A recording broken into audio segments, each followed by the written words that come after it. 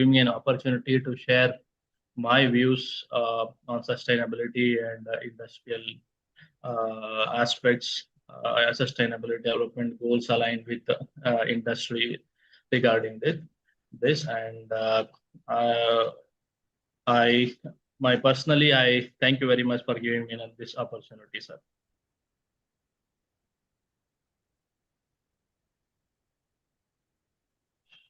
Shall I share my screen? Yes, screen, yes. sir. You can share. You can share. Okay, sir. Thank you very much, sir.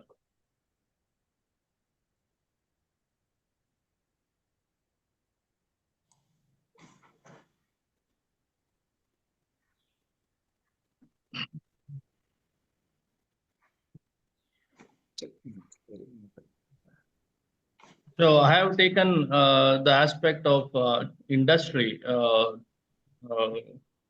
for this lecture. Industry related sustainable development goals, progress, and performance of indices, because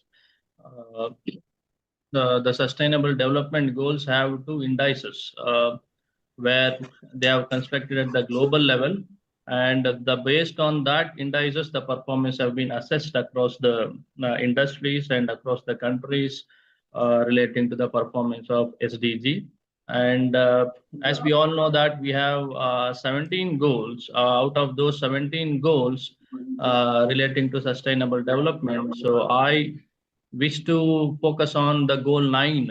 So that is industry, innovation and infrastructure. So this industry is a component of goal 9, but a sub-component of goal 9, where the goal 9 is very broad and inclusive of including infrastructure as well as innovation aspect. But in this lecture, I will be purely focusing only on the industry aspects, how the industry is performing in terms of its indicators, how the indicators have been measured, how the indicators have been used in order to construct the indices, what is the methodology followed for the construction of indices at the global level as well as at the national level. At the national level also, we have indices constructed by the Niti Aayog in support with the Ministry of Statistics and Program Implementation.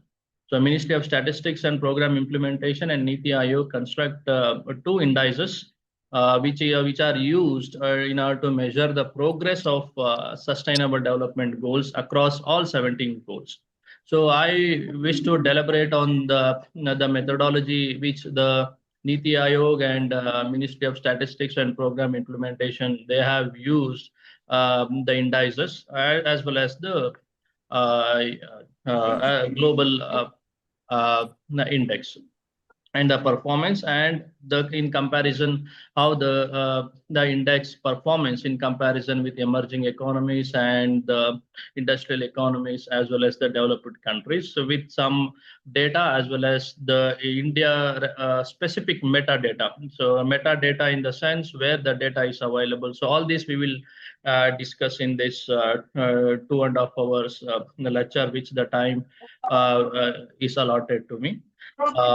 So firstly, my lecture outline, I wish to present the sustainable development goals. We know because my lecture is at the end of your refresher course. So in that perspective, I just want to, I don't want to go into the details of sustainable development goals, because that is, I think many of the previous professors may have deliberated on that. I don't want to take more time, and it should not cost more time, and it should not be a repetition also. So there will be the second part of the lecture would be on theoretical evolution of sustainable development, how the sustainable development strategies have been evolved historically, and what would be the theoretical framework, starting from our ancient civilization to the modern days, whether it may be a Chinese or the Indian or the Latin American context. So how the theory has evolved relating to sustainable development, so that we are going to discuss. And the third aspect is how the sustainable development goals are different with the Millennium Development Goals, how they are different, what is the purpose of Sustainable Development Goals, how they are different with Millennium Development Goals. And SDG Goal 9 industry-specific indicators. So though Goal 9 is specifically focused on industry, innovation, and infrastructure. So in my part, I will be discussing about only the industry-specific indicators and how these indicators have been used for the construction of SDG Global Industry Index. And we're using that industry index, how the progress is assessed across the globe. So that we are going to discuss, and how India, where India stands with the world, with different country groups, different geographical groups. So how India stands, and the other part is at the national level, SDG Goal 9 construction metadata and their indicators, and what methodology Niti Aayog is planned and for the construction of India Index Goal 9. And lastly, the industry achievements and the policy. So this is the brief outline of my lecture for this 2.5 hour lecture, which I thought. So firstly, we'll be focusing about like sustainable development goals. So please stop me if you want to have any queries, or if you have any points to make at any point of time. I request you to please raise your voice, or if you want to have a discussion at the later part, at the last end, fag end of the time, we can have that also. If you find it, if you want to have any issues, if you can drop at any point of time. We know that this sustainable development goals, there is a complete shift from Millennium Development Goals. Millennium Development Goals, they are like they are focused on only one aspect in the sense that they are focused only on poverty, health, education aspect. But the sustainable development goals, they are more inclusive. They are more inclusive in the sense it's industry related, environmental related, poverty related, human development related, and it is inequality related. It talks about the gender gap also, wages inequality. So in that case, sustainable development goals, they are multidimensional. We can say they are truly multidimensional one. And it focuses on the main key challenges the world which is facing now. So the key challenges the world is facing now is like environmental destruction or the environmental issues, social exclusion. The social exclusion maybe in terms of like gender, race, religion, caste. So all these aspects are there in the sustainable development goals. If you look into microscopically, if you look into the sustainable development goals, so there is woman, there is race, there is gender, there is caste, there is like regional aspects, regional inequalities. So all aspects are covered. So in that perspective, sustainable development goals are all inclusive. It talks about governance also. Governance in the sense from at the highest level to the local level, including the private partnership, including all the stakeholders. So in that perspective, we can say that sustainable development goals are very broad, and generally it focuses on these three key issues. The one is environment, social, and economic transformation.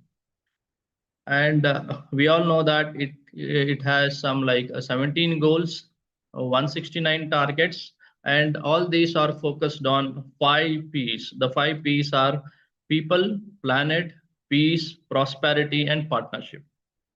So it focuses on people, planet, peace, prosperity, and partnership. And these SDGs are universally applicable. Universally applicable in the sense that it is applicable for all countries. Whereas Millennium Development Goals, they are applicable only for the developing countries, funded by the developed countries. But this SDGs, Sustainable Development Goals, they are universally applicable. That is, irrespective of country, it is applicable for all countries. So This just an brief introduction to SDGs, but in detail as we move on, the lecture passes, so we'll discuss about the SDGs.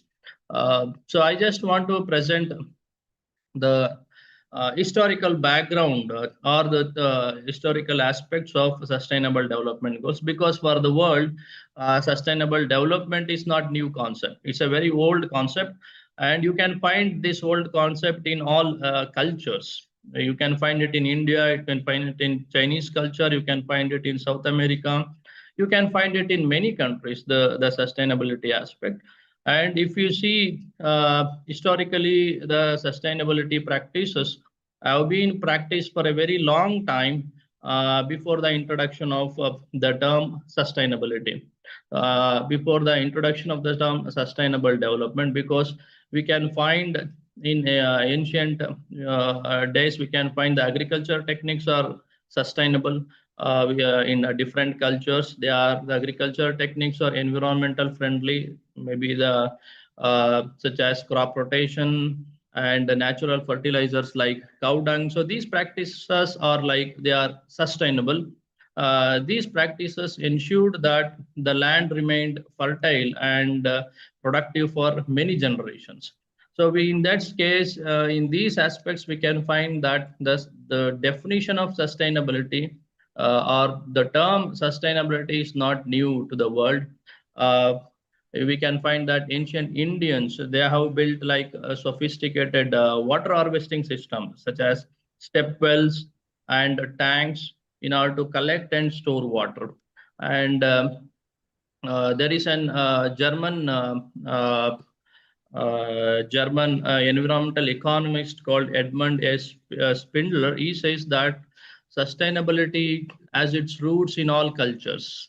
So in order to expand that, in order to define how the sustainability is as its form in all cultures, he gives an example of a South American lake called Lake Titicaca. The name of that lake itself indicates that you do not fish in the central part of the lake, because most of the resources, the aqua resources will be in the central part of the lake. If you keep on exploiting and fishing in the central part, it will get exhausted. It won't be sustainable. So that the name of the Lake Titicaca itself indicates the practice of keeping central part of the lake without being fished by anyone. So this practice of keeping like fishing from the keeping aside from the central part of the lake itself is like a survival. And what it says, survival and the sustainability of aqua resources, aqua resources, both for the consumption and preservation for the next generations. So in this way, we can find that the concept of sustainability is there in almost all the cultures. For example, in addition to this, you can find in Chinese Zhou dynasty, which is in like 1046 BC, where the dynasty used to mandate the people that you should use natural resources such as mountains, forests, and rivers in accordance with natural laws, and one should not exploit these resources. So thus in the before BC itself, the Chinese civilization has advocated for the sustainable use of resources, that in the natural resources. Like in the likewise, we can find in every cultures the aspects of the sustainability and the practice of sustainability. But in pure economic sense, if you look into the historical background, in pure economic sense, there is like a Malthusian theory, as well as like there is a monograph written by a person called Karlovitz in early 17th century. The name of that monograph is like the title of the monograph is Afforestation and Economy. So that was written in 1713. So during that period, the first time the concept of sustainability was appeared in the literature by Karlovitz in its monograph, Afforestation and Economy, which was published in 1713. But if we look into the economic aspects, and if we look into the Malthusian theory, the early 18th century, the concept of sustainability was viewed from like a restraining from consumption of resources and maintaining the stability of natural systems to support human society. So one of the major economic theories focused on the concept of sustainability is Malthusian theory, where that theory explains about excessive consumption of natural resources due to overpopulation.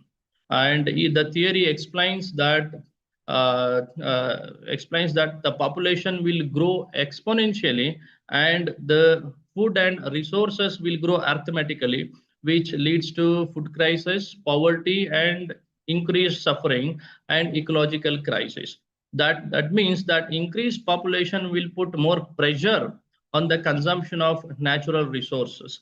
So in this way, we can find that the concept, the sustainability or the sustainable development, there is a history of genesis where it has appeared in several economic theories as well as like in several cultures. So, so in my perspective, we can find this the historical background of the concept of like the sustainable development and sustainability in several economic theories as well as in several environmental concepts. So likewise, there is an article written by Longu Shi and a couple of three environmental economists. So he classifies like the evolution of sustainable development theories into three different stages. So excuse me.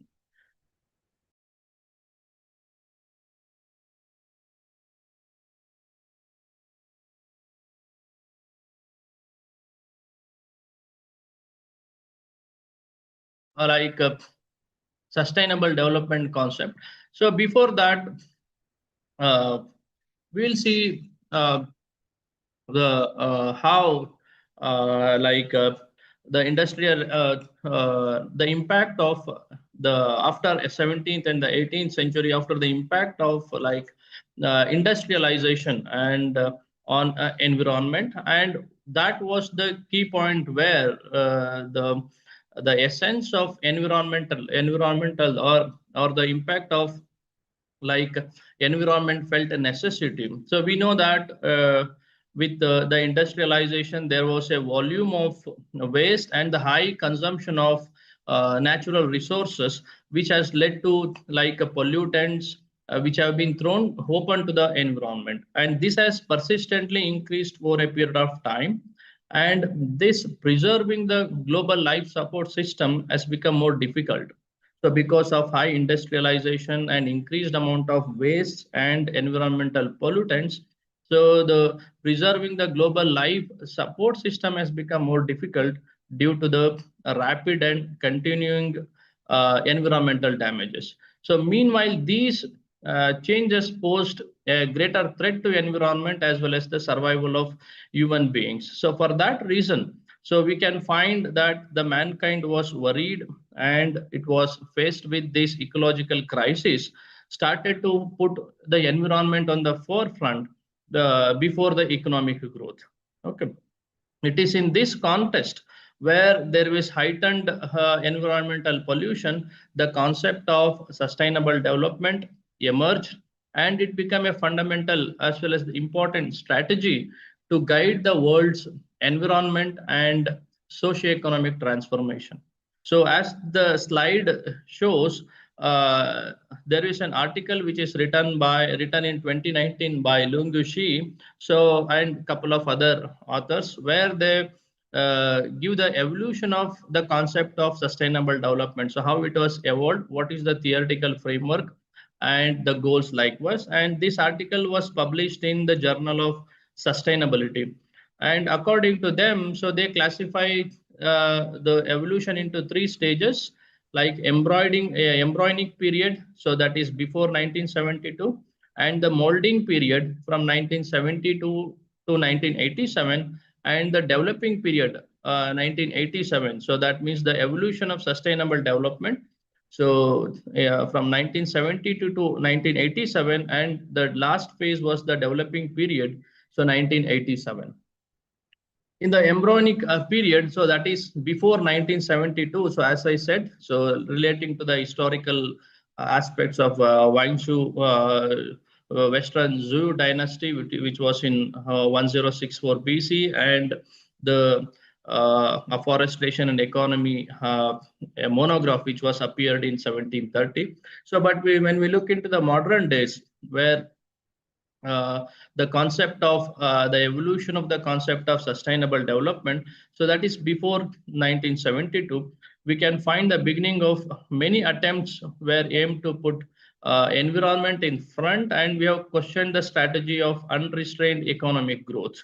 So several economists and environmentalists, they have termed the unlimited linear economic progression as a myth of progress, pointing to the environmental damages, because during the early part of the 19th century, so till 1950s and 60s, the main concern of the economists was only the economic growth, and they are now not bothered about the environmental damages it was putting, and the cost it is imposing on the environment was not considered into aspect. So during those period in the 40s and the 60s period before 1972, so there are many economists and environmental economics, they have stressing on the importance of environment in the in many of the UN conferences. So in that perspective, so in 1949, the expanded program of technical assistance was introduced under the initiative of the then US President Truman. And later on, there was another fund, UN Special Fund for Economic Development, was also introduced in 1958. So these are all the several couple of initiatives taken at the global level, institutional efforts in order to put the environment on the forefront and the economic growth in the backseat. So in 1965, so both of these funds, that is the UN Special Fund for Economic Development and the expanded program of technical assistance, so these two funds have been combined and they have created another program called United Nations Development Program.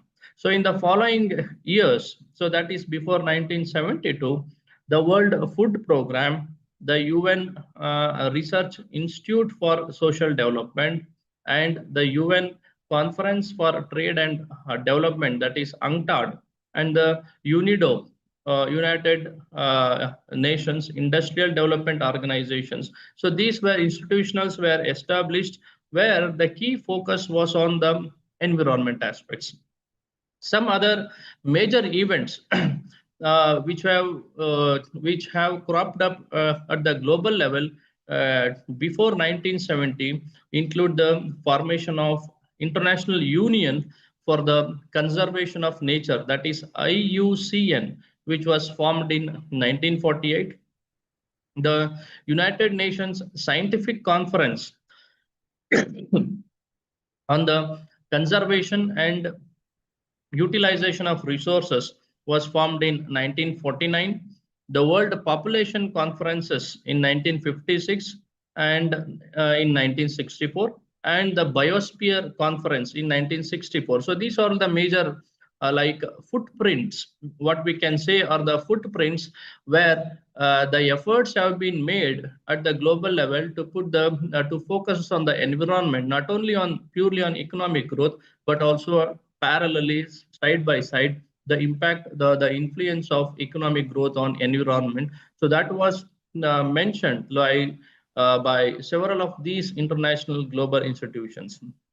In the year 1969, we saw the first Environment Act being passed in the United States of America, and it mandated as a comprehensive environment impact assessment program for large projects for public participation.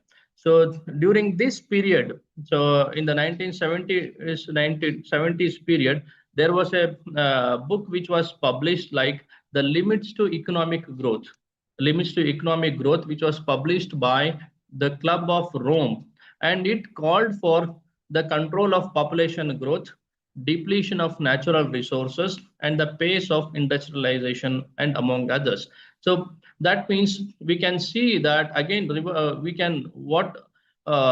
are coming back to the point where the Malthus has started, where the population growth has put more pressure on the natural resources. That was explained in the limits of growth in 1972, the Club of Rome aspect, where they have specifically pointed out for the control of population growth, and which is where this population putting more pressure on the environmental resources. So during this period, molding period, that is from after these institutional efforts were happened during the embryonic period at the global level. So in the second part, that is in the molding period also from 1972 to 1987, so that is where the official definition for sustainable development has came into picture. So during 1972 to 1987 also, there were many efforts at the global level where the environment has been the environment aspects has been emphasized in many of the global platforms. So the idea of sustainability and sustainable development, it got more increased clarity with the official definition which was given by the World Commission on Environment and Development, which is nothing but the Birdland Commission, so which is in 1987. So before that, there was a conference which was initiated in the like a Stockholm Conference, the United Nations Conference on Human Environment, which is in the year 1972. It considered to be the first international environment conference by the UN, where we can find the emergence of social pillar of sustainable development. Social pillar of sustainable development in the sense like social aspects were included and the environmental aspects were focused on at the global level in addition to the economic growth. So the 1972, the Stockholm Conference that clearly brought out the idea of a development not only merely from economic growth, but also the environment. So it said that the economic growth with minimum harm to the environment. So the economic growth should be there, but in addition to economic growth, there should be like a minimum harm to the environment. That means not the exploitation of natural resources. However, during this period, many of the global south countries in the sense many of the underdeveloped countries, they are more concerned of the poverty eradication rather than environmental issues. So when these conferences raised environmental concerns at the global level, it proposed the needs, that is the global south or the less developed countries or the developed countries, they have proposed for the they have expressed their concerns, that their concern is not of the environment, their major concern is poverty reduction as well as achieving higher economic growth. So there is the the less developed countries and the developing countries, they have opposed this the strategy of the global north countries, so that they are the developed countries of putting environment at the forefront and economic growth at the backseat. And for that reason, the less developed countries, they argued that it would be extremely unfair to punish the poor countries for the environmental damages done by the industrial economies or the developed economies. So it is in this background, the participants of like the global south or the developing countries, they have pointed out the need or the essentiality of the physical environment, but also the social environment into consideration.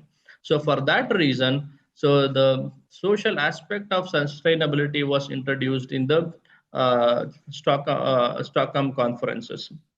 So during this period, there was before the coining of definition of sustainable development. So there was a symposium organized in 1974 in Mexico. So that symposium is called as Cucoyo Symposium, and this symposium has coined a term called eco-development. So before the introduction of sustainable development, so there was an already another term introduced by these international institutional agencies. So that definition is eco-development. So this was introduced in a symposium in 1974.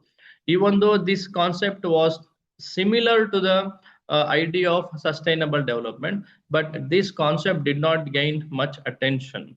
So, but however, uh, the World Conservation Strategy of 1980, it proposed by United Nations UNEP program and the Worldwide Fund program. So they have maintaining the environmental balance during the efforts to economic growth. So this the World Conservation Strategy, it was very influential in bringing the popular phrase that is sustainable development into limelight. So before the term the eco development. Okay. So in 1983, the World Commission on Environment and Development so was formed by the UN General Assembly by appointing a Norwegian Prime Minister. So Norwegian Prime Minister, so Gro Harlem Bertland. So Bertland was a former Norwegian Prime Minister. So in our chairmanship, a committee was appointed. So commission was appointed. So this commission is also known as like the Bertland Commission, which was came into being in 1987. So which where they give a report. The title of the report was Our Common Future. So this commission uh, defined the the sustainable development as like development. Sustainable development is the development that meets the needs of the present generation without compromising the ability of the future generations to meet their own demands. So this was the definition given by the Bertland Commission, so which was published as Our Common Futures in 1987. So the mandates of this commission was to examine the environmental and issues of environment and develop an innovative solution or an action plan. And the second mandate was to give an international cooperation for the environment, giving emphasis on environment with the developing and the developed countries. And the third mandate was to bring an understanding and commitment of action on part of from all stakeholders in the sense from individuals, voluntary organizations, from private, that is business, institutes, and the governments. So these keeping these three mandates, the 1987 report, Our Common Future, so it has defined sustainable development. So this remained as the official definition of sustainable development. So which came in the during the according to the author Jane Lee author Longxi author in the in the molding period. So after this, the emboldening period, the last stage, it defines as the developing period. Developing period. So where the developments which took at the international level. So after 1987, so that is the the giving of the official definition of sustainable development. So after 1987, the definition of sustainability was said to be an effort. So this definition was an effort to bridge the gap between the developed countries and the developing countries, because the developed countries are more interested towards the environmental aspect, whereas at the international level, the developing countries are more concerned towards their economic growth, their growth of industries, poverty reduction, inequality reduction. So these are the aspects where the developing countries are more concerned about. And the second priority was environment. But at the global level, the first priority of the developed countries was on the environment. So because of this, there was an disagreement between the global what should be the global goals. So this Bert Commission brought these diverging opinions of global north and global south into a common platform, and it explained, it brought a balance between the global south's interest in economic growth and global north's demand for environment action. So for that reason, the report noted that economic growth is imperative, it is very essential, especially for the less developed countries or the developing world. But it is needed to be achieved. This economic growth need to be achieved in a very sustainable way without further destroying the physical environment. So the definition uh, bring back the balance between the interests of global north as well as the global south.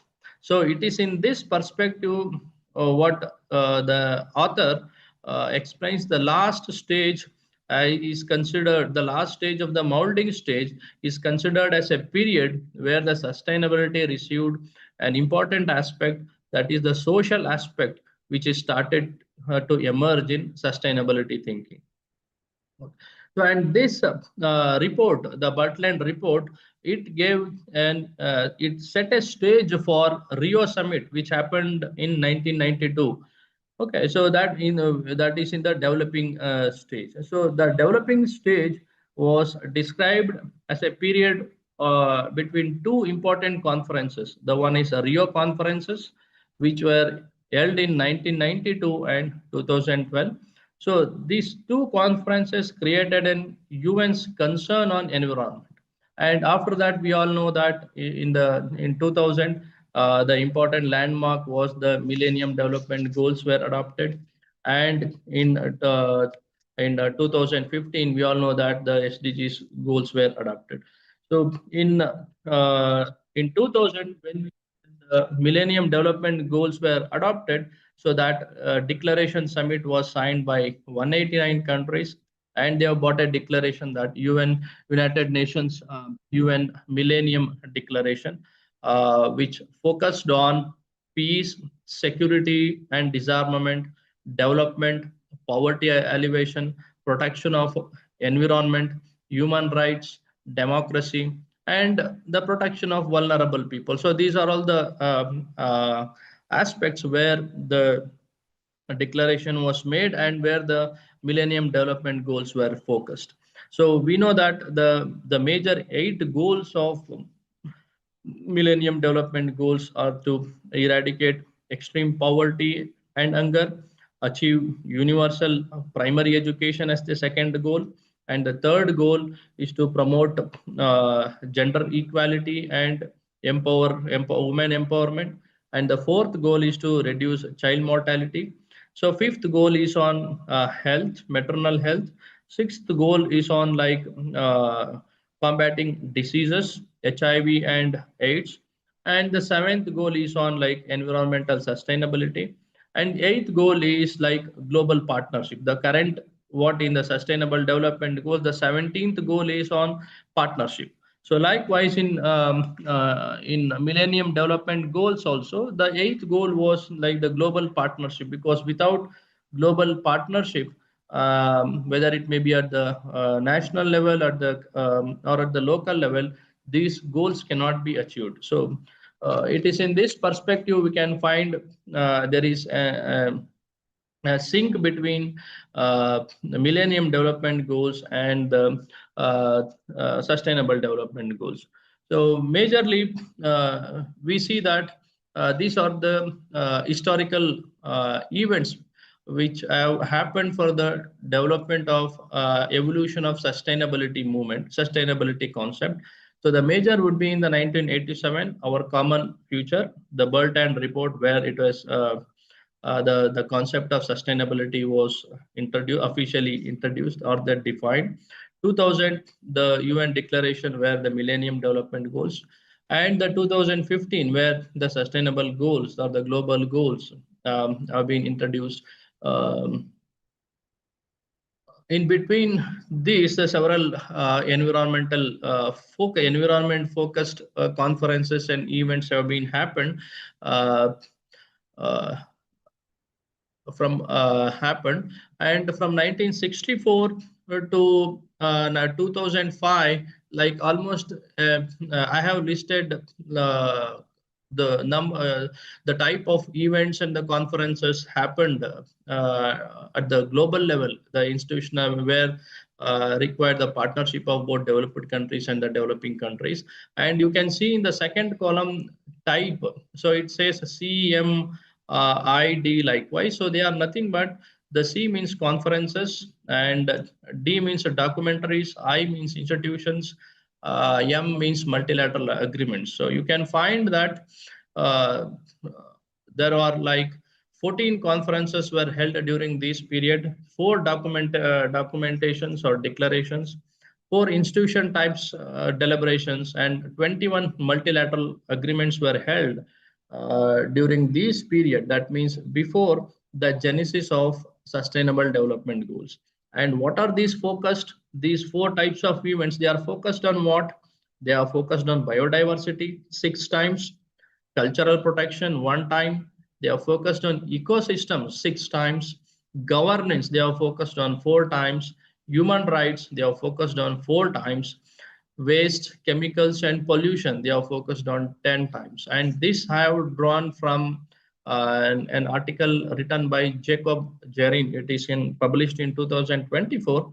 He provides a list of major global institutional events which have taken place at the global level in order to put the environment at the front stage. That means in order to put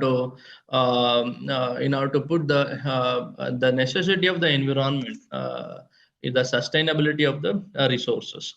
So in addition to this, these efforts have been done to define the sustainable development into a one framework, and the put into a goals, put into indicators, and the measurement of these indicators. And if we see how the concept of development has evolved in the most of the UN agendas from 1960s, like from the development to the sustainable development. So from, as we know that it has moved from economic growth, earlier it was majorly focused on developed countries from the times of industrial revolution till to the 1950s. They are more concerned of economic growth, and the later on the economic growth and poverty eradication concepts came into being. And after that, the environmental aspects, the economic growth, poverty reduction, equity issues, peace, and ecological care. So the ecological aspects, and putting environment into the focus, the green accounting, so everything which came during this period. And the later part is on the governance aspect. So starting from Millennium Development Goals and Sustainable Development Goals, in addition to economic growth, in addition to poverty eradication, in addition to equity issues, putting about the governance and the partnership. So when they say the UN agendas, when they say partnership, means the partnership with all the stakeholders from at the higher level to the local level or to the grassroots level also. So the local level also, as well, and the partnership between like private partnership, public-private partnership. So all these they have brought into the agendas of the sustainable development. So this was the evolution of the concept development in most of the UN agendas. if you look into these list of conferences and the development agenda, so you will find this hierarchical or the change in the pattern approach. And if we, before going to the sustainable development, so if we look into the millennium development goals and the sustainable development goal, so millennium development goals are focused on very few aspects, and sustainable development goals are all inclusive. MDGs, they are mainly focused on poverty reduction, where poverty as a main objective, pro growth to in order to reduce policy and to enhance economic growth and governance. Whereas in sustainable development goals, it focus on five people of peace, that is nothing but people, prosperity, planet, partnership, and peace. And the another thing is of why it is integral in the sense, integrative in the sense it focus on inclusive growth. As I said, inclusive growth in the sense it includes gender also, race, social aspects also. And the third aspect of how the SDGs differ is that it pursues and policy with integration and synergizing the enhancing the synergies. The second aspect, how the Millennium Development Goals different from SDGs are like means to reach sustainable development. So what are the means? They have codified into three: macroeconomic policies, and the sustainable development goals are people-centric policies. So meeting people basic needs majorly through economic policies, participation in global economy, and open trade systems. And the national averages focuses on poorest people, that aggregates and national data aspects. The sustainable development goals, it improves people's lives through three aspects. The one is economic, social, and environmental concerns, so integrating all these three. And the second one is equality and equity.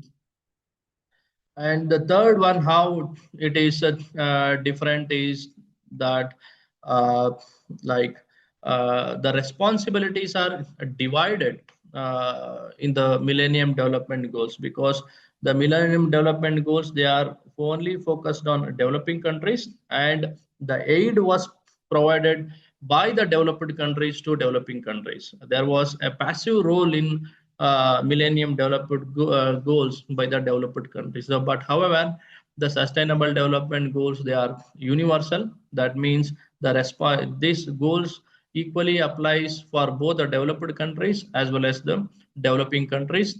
Then uh, uh, the second one, the partnership with developing countries, and they have proposed like active role for the developed countries. So in this perspective, in these macro perspectives, we can find the difference between the development goals and the sustainable development goals. And uh, coming to the sustainable development goals,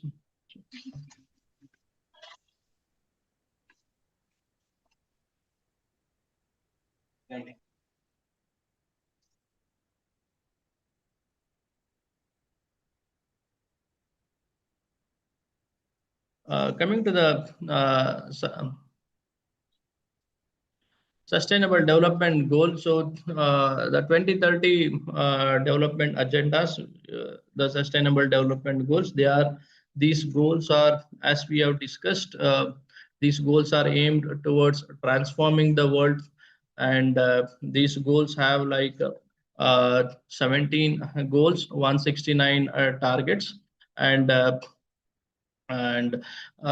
these goals, as I said, they call for like collaborative partnerships between all the stakeholders.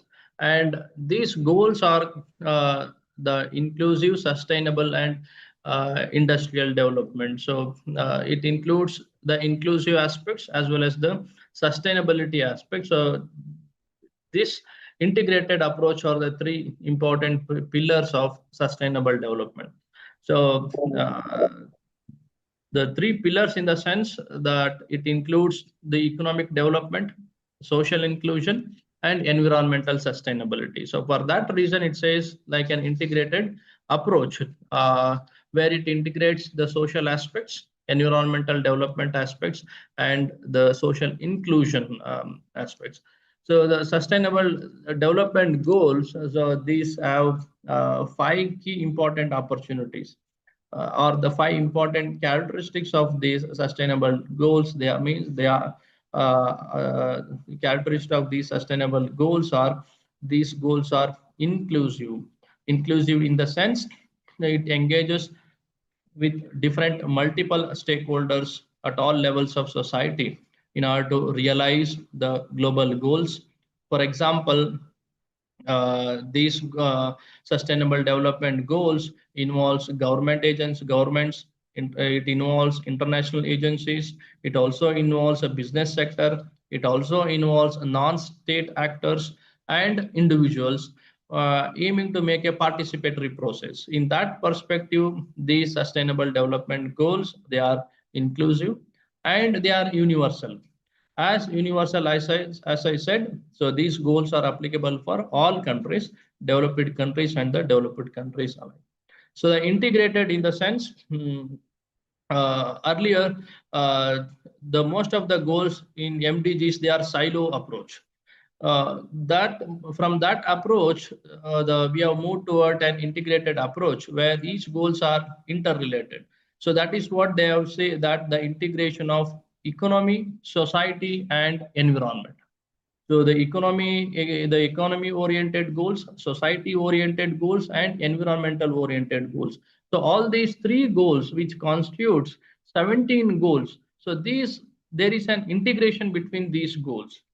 Okay, so for that aspects, it says that it is integrated and these they are indivisible and there is a balance of these three dimensions of sustainable development. And these goals are the another important characteristics of the sustainable development goals is it is locally focused in the sense local authorities, communities, they are responsible for achievement of these goals, a realization of these goals. That means we are following the bottom up approach. Earlier we have followed the most of the policies are followed the trickle down approach. So now we have followed the bottom up approach. So the SDGs have followed the bottom up approach. And the last important characteristics of the sustainable development goal, it is the technology driven in the sense there is a rapid technology change in the current circumstances. We are in the like in 4.0 industrialization, so where there is complete drastic transformation in the technology due to ICT, information communication and technology. There is a change in manufacturing technology, that is automation and others. So now these technologies have been the goals also focus on these technologies, which provides an opportunity for delivery systems. That means the public services delivery systems, whether it may be in healthcare or it may be in education or it may be in public infrastructure. So in that perspective, I say that the sustainable development goals and the agendas have these five important characteristics. They are inclusive, they are universal, they are integrated, they are locally focused, and they are technology driven. So, so if we see here, like out of 17 goals, so we have some goals they are related to social, some goals they are related to economic, some goals they are related to environment. So this is one of the this is drawn from one of the paper from Fonseca and Cavello, which was published in 2019. And we find like out of 17 goals, we have like economic goals, the majorly the goal 8, which is decent work and economic growth. So industry, innovation and infrastructure, which is a goal 9, which is a part of economic aspects. And goal 12, which talks about responsible consumption and production. So these three goals majorly are part of, in addition to the another one, that is a goal 11, which talks about, which is related to sustainable cities and communities. So all these four goals are part of the economic goals. The social goals like no poverty, zero hunger, good health and well-being. Good health and well-being is goal 3. Quality education is goal 4. Gender issues or the gender equality is goal 5. Reduction of inequalities, it is goal 10. Peace, justice, and strong institutions, it is in goal 16. So all these goals, almost like 6 goals, are part of the social aspect.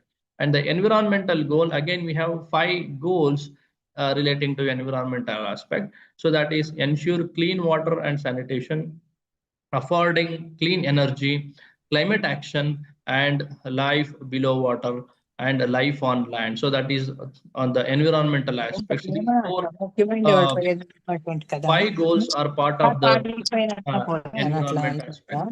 And the 17th goal, which focuses on the partnership. So that means it partnership at all levels. So we can say that sustainable development is an integration of all these three aspects. Even if you like, if you read any of the research articles, the major theoretical framework for the sustainable development goals is itself, it revolves around social, environment, and economic aspects.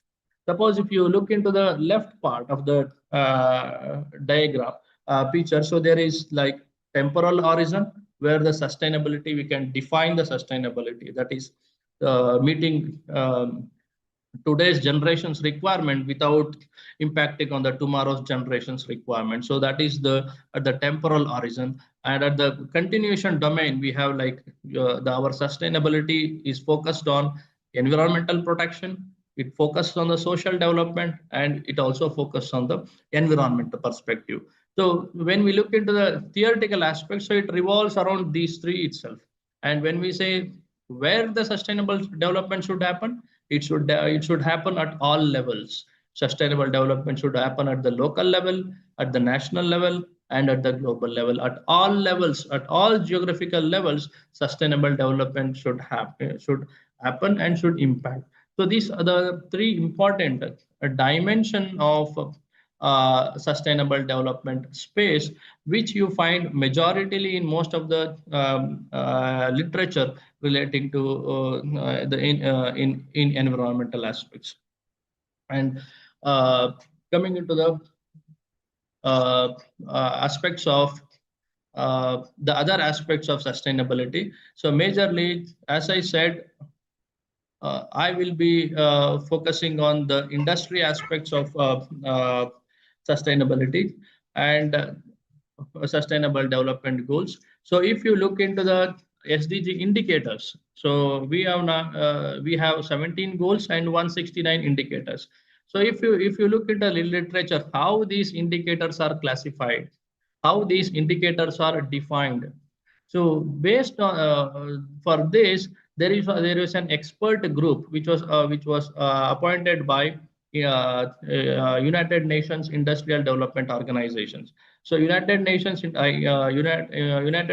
Industrial Organization is a custodian agency which looks after the goal 9, industry, innovation, and infrastructure.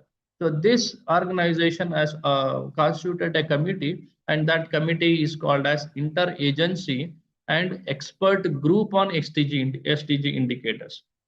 So this group has classified the indicators into 3 tiers. That means how the indicators should be.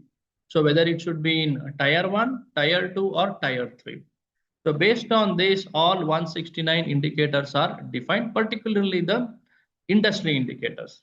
So the tier 1 says the indicator should be conceptually, it should be clear. It should be based on internationally established sound methodology and standards of available data which are regularly produced for at least 50% of the countries and of the population in every region where the indicator is relevant. That means when the indicators are the chosen, when the indicators are out of 169 indicators which are being chosen, so they will satisfy these criteria. Some indicators satisfy tier 1 criteria, some indicators satisfy tier 2 criteria, and some indicators satisfy tier 3 criteria. Tier 2, again, it should be, the indicator should be conceptually, it should be clear. It should be having like internationally established methodology and empirical standards. Empirical standards and methods should be available, but data are not regularly produced by countries. So suppose if you look into the tier 1, at least 50% of the countries should have that regular data. Tier 2, the indicators where the data are available, but this data is not regularly produced by countries. And tier 3, there is no internationally established methodology. There is no internationally established methodology or standards are yet to be available for the indicators. There is, for the indicators, there is no methodology at all. The standards has to be yet to be developed. Okay, but a methodology or standards for the indicator are being developed or tested. So these are the 3 tiers based on which the indicators are identified by the interagency expert group on SDG indicators. Some out of 169 indicators, some indicators comes under tier 1 category, some indicators comes under tier 2 category, and some indicators they are part of the tier 3 categories. So now, when my focus of attention is on the industry related, only the industry specific SDG goal 9, industry, innovation and infrastructure. So out of industry, I'm not focusing on innovation and I'm not focusing on infrastructure, but I will be purely focusing only on the industry related indicators. So why? In the sense, we know that SDG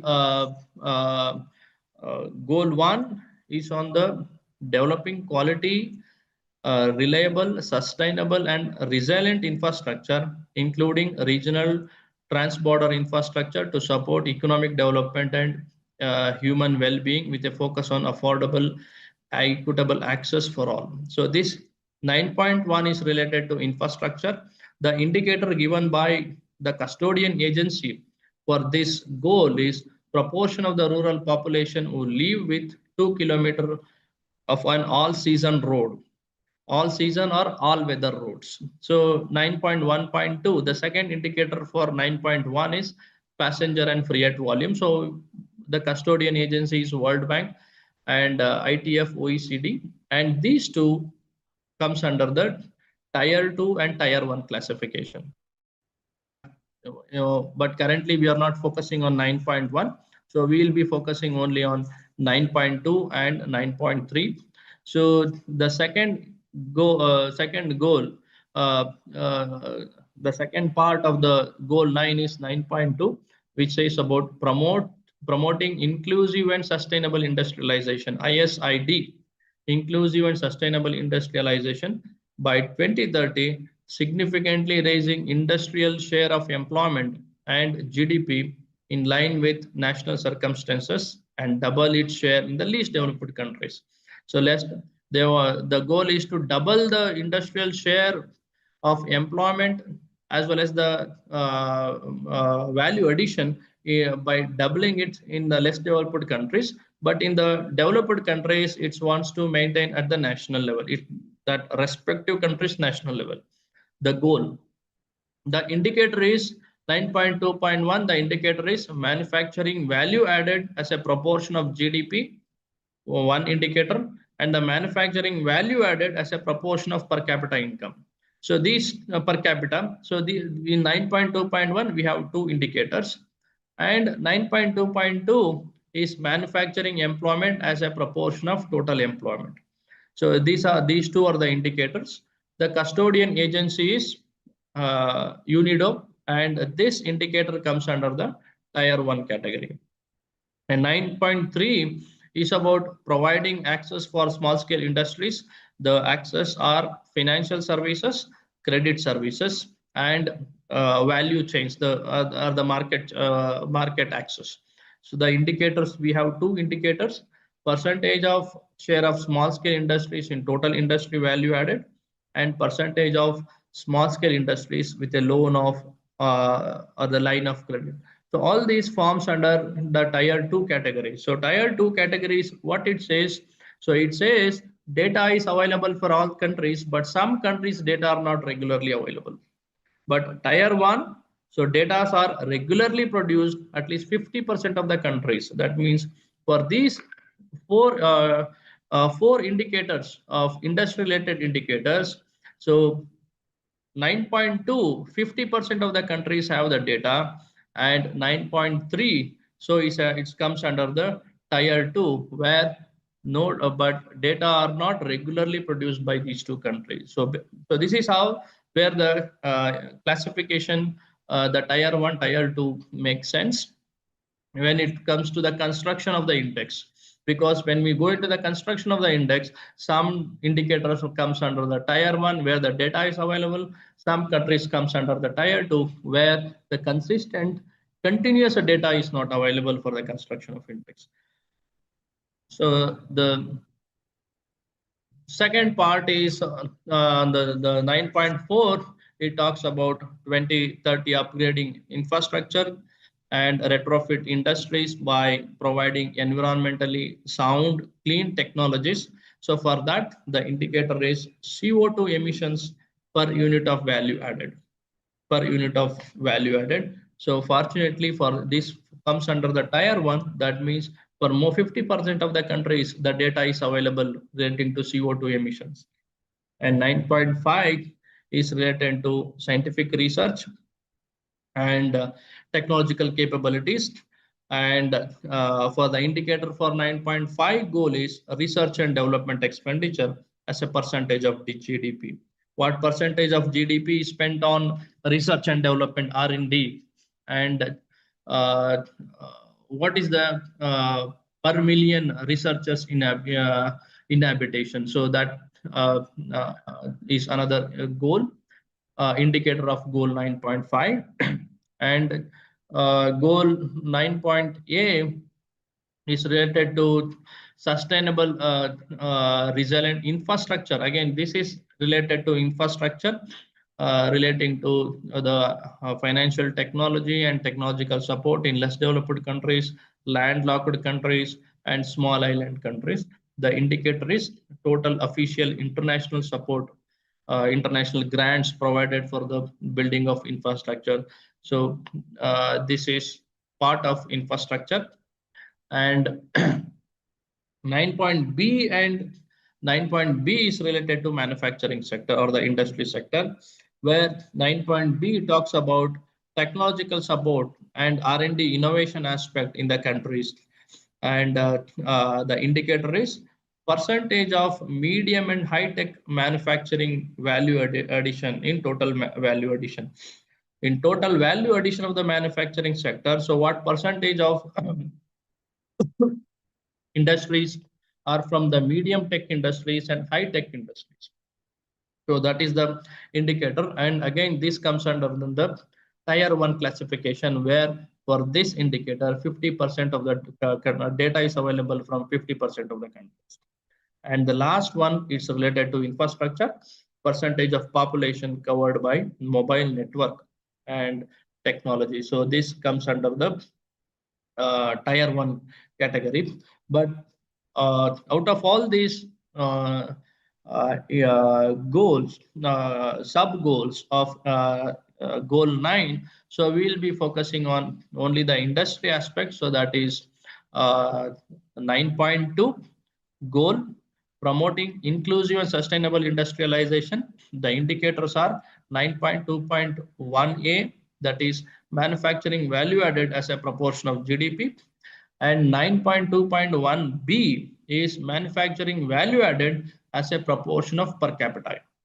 And second, the third component is 9.2.2, that is manufacturing employment as a proportion of total employment.